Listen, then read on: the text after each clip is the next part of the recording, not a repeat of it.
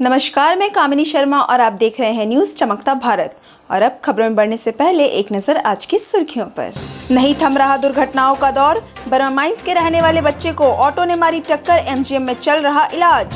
सफाई करने के दौरान महिला टकराई चालू पंखे से, सिर पर आई गहरी चोट, एमजीएम में इलाजरत। और सरायकेला पुलिस को मिली बड़ी सफलता, फोन पर ठेकेदार से लेवी मांगते 2 युवक गिरफ्तार, नक्सली के नाम पर ठेकेदार से लेते थे लेवी। और खबरों में सबसे पहले बात करेंगे बर्मा माइंस की, जहां बर्मा माइंस थाना क्षेत्र अंतर्गत एक 8-10 साल के बच्चे को ऑटो ने टक्कर मार दी, जिससे वह सड़क पर गिरकर घायल हो गया। स्थानीय लोगों द्वारा प्रशासन की मदद से बच्चे को एमजीएम अस्पताल लाया गया, जहां उसका इलाज चल रहा है। बर्मा माइंस थाना क्षेत्र अंतर्गत एक 8-10 साल के बच्चे को ऑटो ने टक्कर मार दी, जिससे वह सड़क पर गिरकर घायल हो गया। स्थानीय लोगों ने प्रशासन की मदद से बच्चे को एमजीएम अस्पताल पहुंचाया, जहां उसका इलाज चल रहा है। अम्बालिका पंप बर्मा में पेट्रोल पंप का पास बाहर में गिरा हुआ था मेन रोड में। तो हम लोगों ने पेट्रोल पंप से निकले तो देखे कि बच्चा गिरा हुआ है। तो हम लोगों ने देखा कि एक नैनो कार है तो खड़ा हुआ था सामने ही बच्चा के एक्सीडेंट का पास। तो उसको बोले कि आप लोग लेके चलिए, तो वही लेके आए हैं बस।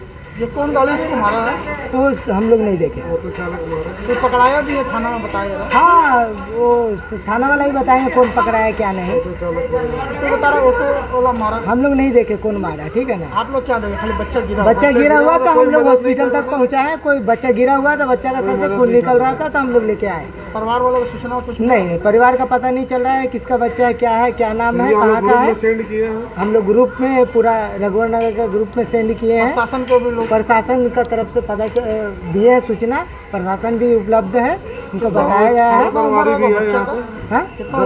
10 से 12 साल उम्र है। क्या नाम हुआ आपका? मेरा नाम हुआ विक्की कुमार, रघुवर नगर बर्मा माइंस का रहने वाला। घर में सफाई करने के दौरान बारीडी की रहने वाली महिला का सिर चालू पंखे से टकराया, जिससे सिर पर गहरी चोटें आई है। फिलहाल महिला का इलाज एमजीएम अस्पताल में चल रहा है। बताते चले कि महिला का नाम मीरा घोष है और न्यू बारीडी जोन नंबर 7 की रहने वाली है।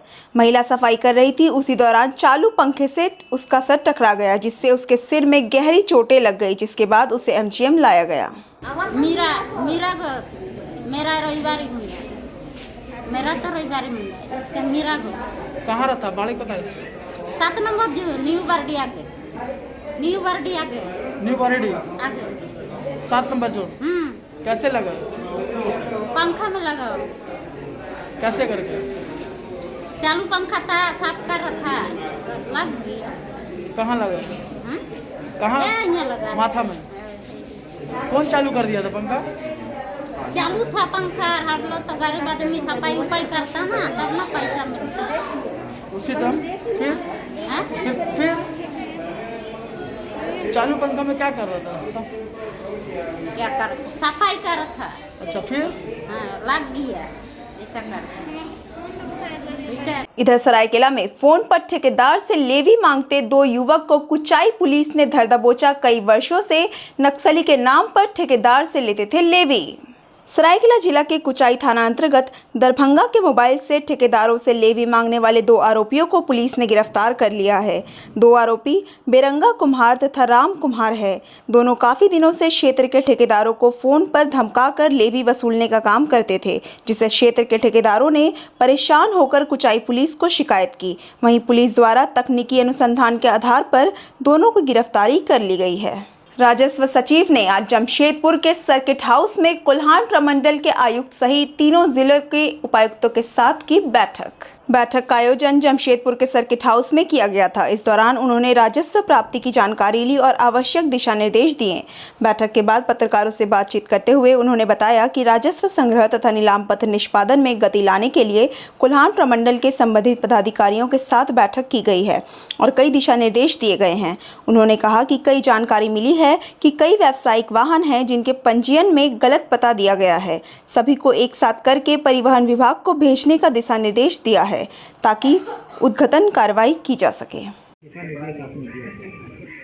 देखिए, एक तो मुख्यतः राजस्व संग्रह और सर्टिफिकेट के इस निष्पादन के दिशा में गति लाने के लिए प्रयास किया जा रहा है कि जो 10 बड़े डिफ़ाल्टर हैं, सभी सर्टिफिकेट ऑफिसर्स उसको चिन्हित करके वैसे मामलों का डिस्पोज़ल करें, और ऐसे मामले जिसके डिस्पोज़ल में कोई लीगल प्रॉब्लम है उसको लिस्ट करके राज्य सरकार को भेजें ताकि वहाँ से ऐसे मामलों के लिए स्पेशल डायरेक्शन दिया जा सके। दूसरा था कि कोर्ट केसेस कोविड के नाते थोड़े ढीले हो गए थे, तो कोर्ट केसेस सभी पदाधिकारी करके उसका डिस्पोजल करें ताकि लोगों को इनकन्वीनियंस कम हो। तो ये दूसरा ये था। तीसरे जो रिटायरल कर्मी हैं उनके रिटायरल ड्यूज़ और जो निलंबित हैं उनके त्वरित विभागीय कार्रवाई निष्पादन, मुख्यतः ये 4 विषय पे डिस्कशन हुआ और निर्देश दिया। सर कोई ऐसा केस था जो काफ़ी दिनों से लंबित है, उसके लिए आपने जांच जल्द करने का निर्देश? अभी उतने डिटेल्स अवेलेबल नहीं थे। वो कहा गया है कि वो आप सॉर्ट आउट कर लीजिए। और कुछ केसेस हैं परिवहन में जिसमें कुछ प्रॉब्लम्स हैं कि फर्जी एड्रेस पे लोगों ने निबंधन कराए और वो बहुत पुराने भी हो गए हैं, तो नोटिसेस लौट आती है। तो हमने कहा उसकी एक लिस्ट बना के हमको भी भेजिए, ट्रांसपोर्ट सेक्रेटरी को भेजिए, तो हम लोग वहाँ से उसको रिजॉल्व कराते हैं।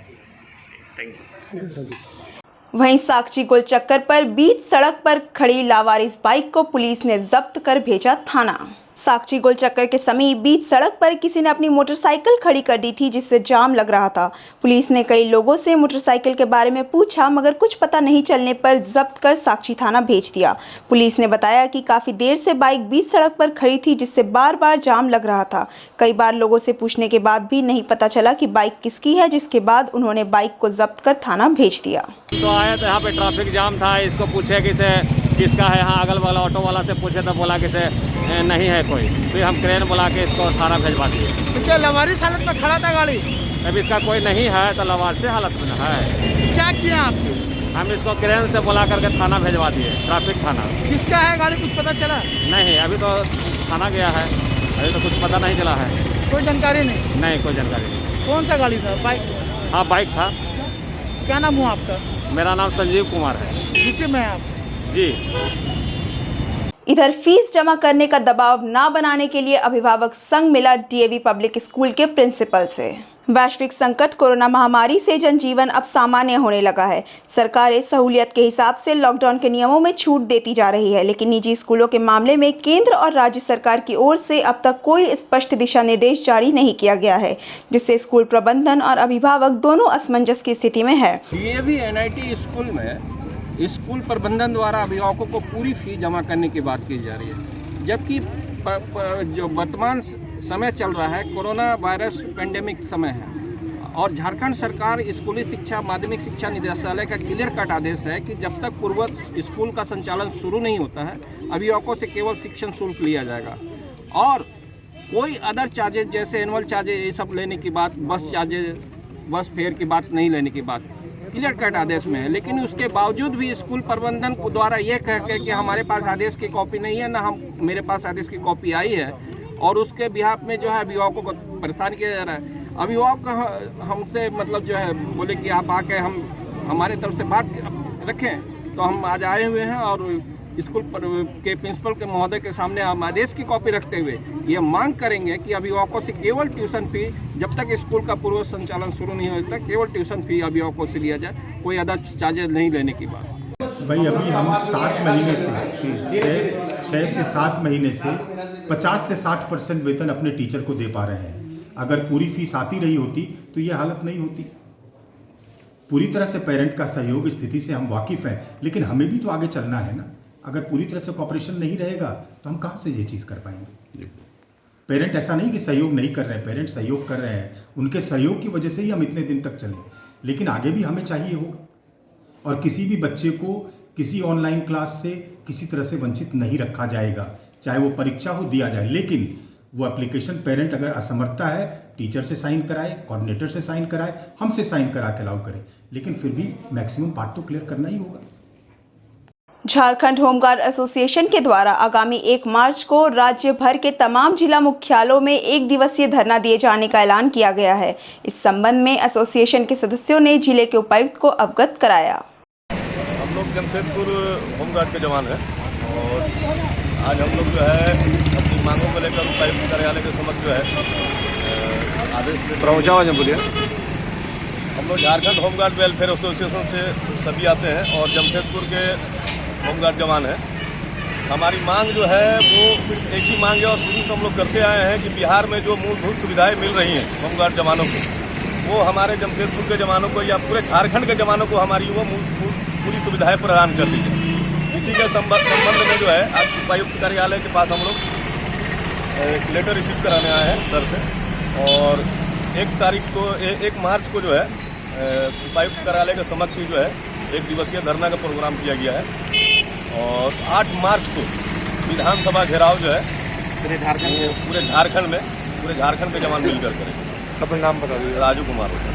इधर केंद्र सरकार के नीति सिद्धांतों के खिलाफ देश भर के तमाम ट्रेड यूनियनों ने 2 दिवसीय भूख हड़ताल किया था, जिसका आज समापन हो गया। 29 श्रम कानूनों को निरस्त करने के खिलाफ AITUC का भूख हड़ताल। बीते दिन मजदूर ट्रेड यूनियन के नेताओं ने ट्रेड यूनियन के बैनर तले जमशेदपुर साक्षी गोलचक्कर पर 2 दिवसीय कार्मिक भूख हड़ताल किया था, जिसके द्वारा केंद्र सरकार को चेतावनी देकर कहा, आज भूख हड़ताल है और अगर सरकार नहीं चेती और मजदूरों के श्रम कानून को ठीक नहीं किया तो और भी बड़ा आंदोलन करेंगे। जो भारत की सरकार मजदूर के विरोध में जो निर्णय लगातार ले रही है, किसानों के विरुद्ध में जो निर्णय ले रही है, गरीबों के विरुद्ध में जो निर्णय ले रही है, उसका विरोध करने के लिए हम लोग बैठे हुए सब धरना पर हंगर स्ट्राइक में। और आज पूरे देश में एक कार्यक्रम चल रहा है, ये फरवरी का जो लास्ट वीक है, इसमें हम लोग राष्ट्रीय स्तर पर जो हमारे अध्यक्ष हैं डॉक्टर जी संजीवा रेड्डी, उनके नेतृत्व में सभी ट्रेड यूनियनों का एक फ्रंट बना हुआ है, मोर्चा बना हुआ है। उस मोर्चे में निर्णय लिया गया था कि भारत सरकार के मजदूर विरोधी, किसान विरोधी, गरीब विरोधी नीतियों के खिलाफ पूरे देश में फरवरी के लास्ट में हम लोग 29 घंटे का हंगर स्ट्राइक करें, जिसके तहत जमशेदपुर में हम लोगों ने कार्यक्रम किया है। आपको पता होगा कि अभी हमारे देश में करीब 44 लेबर लॉज थे, श्रम के लिए कानून बने हुए थे। ये सब श्रम कानून, इसमें से ऐसे मैक्सिमम कानून है जो 90% वो अंग्रेजों के ज़माने में हम लोग लड़के बनवाए और कुछ अपनी कांग्रेस पार्टी की जब सरकार थी तब बनाते। उन सभी कानूनों को हटा करके 4 लेबर कोड बनाया जा रहा है। अगर आप जाएंगे उस लेबर कोड में देखेंगे तो सारा का सारा मजदूर के खिलाफ कानून बन रहा है और मालिकों के पक्ष में, तो वो हमारा एक विरोध का कारण है। और साथ साथ किसानों के बारे में आपको पता है कि आज 80 दिन होने वाले हैं, करीब हो गए हैं, और वो लोग रोड पर धरने पर बैठे हुए हैं। इस देश से किसान जो अन्न पैदा करता है, जिसकी वजह से रोजी रोटी चलती है भारत की सभी नागरिक का, वो आज रोड पर खड़ा है, लेकिन देश की सरकार को कोई परवाह नहीं है इस बात की, इसलिए कि उनके पास सत्ता है, वो मेजॉरिटी में है। इस वजह से इतना घमंड है, अहम है उन्हें कि ज़रूरत ही नहीं है किसी की बात सुनने का। महंगाई देख रहे हैं आप, चरम सीमा पर है। पेट्रोल 100 रुपये पर लीटर हो गया, डीजल 80 के ऊपर अब जा रहा है। अब नजर है कि ऐसी चीज़ें हैं, ये ऐसी आवश्यकता है समाज की कि इसके दाम बढ़ने का मतलब हर चीज़ों का दाम बढ़ रहा है। अगर पेट्रोल और डीजल का दाम बढ़ता है मतलब सभी चीज़ें महंगी हो जाएंगी, और सभी चीज़ों का महंगा होने का मतलब सभी लोग अमीर नहीं है, मध्यवर्गीय परिवार, गरीब परिवार के जो लोग हैं उनका कैसे जीवन यापन होगा, आप जरा अंदाज़ा लगाइए। तो ये सभी जो मुद्दे हैं भारत सरकार के द्वारा निर्णय जो लिए जा रहे हैं, उससे हम लोग भारत के देश के मजदूर, किसान, सब गरीब लोग हैं जो नाराज़ हैं, दुखी हैं, और फिर हम लोकतंत्र में जो हमें अधिकार प्राप्त है उसके तहत आंदोलन कर रहे हैं इनके खिलाफ। देखिए, देश के अंदर संयुक्त ट्रेड यूनियन के द्वारा पूरे देश में श्रम कानून में जो बदलाव किया जा रहा है उसके खिलाफ में 2 दिवसीय भूख हड़ताल है। आज जमशेदपुर शहर में साक्षी के गोलचक्कर पर कल सुबह 10 बजे से भूख हड़ताल शुरू हुआ है और अभी 3 बजे तक चलेगा। भूख हड़ताल करने का मकसद यही है कि जिन अधिकारों को मजदूरों के पूर्वजों ने अंग्रेज़ों से लड़ करके हासिल किया था, आज तमाम अधिकारों को वर्तमान सरकार के द्वारा ख़त्म किया जा रहा है, और उन्हीं अधिकारों को पाने के लिए 29 श्रम कानून को जो निरस्त किया गया है। गौर करने की बात यह है कि जब श्रम कानून मजदूरों के पक्ष में था तब श्रम मजदूरों के साथ इस तरह का व्यवहार किया जाता था, और यदि उन तमाम कानूनों को ख़त्म कर दिया जाएगा तो मजदूरों के साथ किस तरह का हश्र होगा, जानने की ज़रूरत यह है। इसलिए संयुक्त मंच की ओर से AITUC के जिला महामंत्री होने के नाते मैं आह्वान कर रहा हूँ तमाम लोगों से, तमाम मजदूरों से, बेरोजगारों से कि आप सड़क पर आएँ, उतर करके इस सरकार के खिलाफ आंदोलन में भाग लें। अपना नाम बताइए। अंबुज कुमार ठाकुर, महासचिव कोल्हान प्रमंडल जमशेदपुर। इधर झारखंड राज्य में बांग्ला भाषा को उचित सम्मान एवं इस भाषा को प्राथमिक एवं माध्यमिक स्तर तक के शिक्षा प्रणाली में शामिल किए जाने की मांग राज्य के मुख्यमंत्री के समक्ष रखी गई। बताते चले कि जमशेदपुर के विभिन्न बंगभाषी संगठनों के द्वारा यह मांग जिले के उपायुक्त के माध्यम से राज्य के मुख्यमंत्री को मांग पत्र सौंपा गया है। इस दौरान इन्होंने कहा कि झारखंड के तमाम जिलों में बड़ी संख्या में बंगभाषी निवास करते हैं और पूर्व में बंगला माध्यम में सरकारी और गैर सरकारी स्कूलों में शिक्षा दी जाती थी, लेकिन आज के दिन में इसे पूर्णतः बंद कर दिया गया है, जिससे बंगभाषी बच्चे अपनी मातृभाषा को भूलते जा रहे हैं। और बंगबंधु परिषद और जो है बंगभाषी समिति की ओर से हम लोग उपायुक्त महोदय को बांग्ला भाषा को फिर से लागू करने के लिए उपायुक्त के तहत मुख्यमंत्री माननीय हेमंत सोरेन जी को हम लोग पत्र दिए। हम लोग का मांग ये है कि झारखंड अलग होने के पहले किस प्रकार बांग्ला भाषा हर स्कूल में पढ़ाया जाता था उसी फिर लागू हो, और हम लोग को बांग्ला भाषा की विस्तार के लिए हम लोग हर प्रयास करेंगे और इसको प्राथमिकता दी जाए कि हम लोग का 5th शेड्यूल में क्षेत्रीय भाषा में पढ़ाई हर स्कूल में कम से कम 1 से 5 तक रखा जाए। अपना नाम और पद बता दीजिए। नाम नवरंजन भगत, अध्यक्ष राष्ट्र नवनिर्माण ट्रस्ट। आदित्यपुर नगर निगम क्षेत्र अंतर्गत वार्ड संख्या 30 के रिक्शा कॉलोनी में कांग्रेसी नेता स्वर्गीय अमरेंद्र मिश्रा की पुण्यतिथि मनाई गई। इस मौके पर बड़ी संख्या में जिला कांग्रेस कमेटी और इंटर के पदाधिकारी मौजूद रहे। सर है, अब उनको बोलने की आज़ादी है, भारत में वो कुछ भी बोल सकते हैं। जी जी। लेकिन लोगों को तो समझ में आता है कि ये महंगाई क्यों बढ़ रही है। महंगाई इसलिए बढ़ती है कि केंद्र सरकार और राज्य सरकार ये पेट्रोल और डीजल के ऊपर बहुत टैक्स लेता है। वो चाहे इसको कंट्रोल करना तो अपनी जो टैक्स का रेट है उसको कम कर देंगे, सस्ता हो जाएगा। तो उन्होंने तो कमिटमेंट किया है पब्लिक को सेवा करने के लिए, जनता को सेवा करने के लिए। उन्होंने तो कहा है कि सस्ता हम करेंगे, महंगाई को दूर करेंगे। उन्होंने कहा है कि रोजगार हम देंगे। उन्होंने कहा है कि हम इंडस्ट्री उद्योग प्लांट बैठाएंगे। तो वो काम करना चाहिए। ये तो आसान बात है बोल देना कि दुनिया में चीज़ों का दाम बढ़ा है इसलिए बढ़ गया है। तो इसका मतलब भारत को दुनिया कंट्रोल करेगी, तब इनका रहने की क्या जरूरत है इन लोगों का। अगर ये दुनिया ही तय करेगी हमारे देश में क्या चीज़ महंगा होगा, क्या सस्ता होगा, नौकरी रहेगी नहीं रहेगी, लोग खाएंगे पिएंगे नहीं खाएंगे, अगर दूसरा देश अगर तय करेगा तो इनको छोड़ देना चाहिए सत्ता होता तो। अब दुनिया के लोग चलाएंगे भारत को। और अब चलते चलते एक नजर आज की सुर्खियों पर। नहीं थम रहा दुर्घटनाओं का दौर। बर्मा माइंस के रहने वाले बच्चे को ऑटो ने मारी टक्कर, एमजीएम में चल रहा इलाज। सफाई करने के दौरान महिला टकराई चालू पंखे से, सिर पर आई गहरी चोट, एमजीएम में इलाजरत। और सरायकेला पुलिस को मिली बड़ी सफलता, फोन पर ठेकेदार से लेवी मांगते 2 युवक गिरफ्तार। नक्सली के नाम पर ठेकेदार से लेते थे लेवी। दिन भर के तमाम खबरों के साथ जुड़े रहने के लिए देखते रहिए न्यूज़ चमकता भारत। आज के लिए सिर्फ इतना ही। नमस्कार।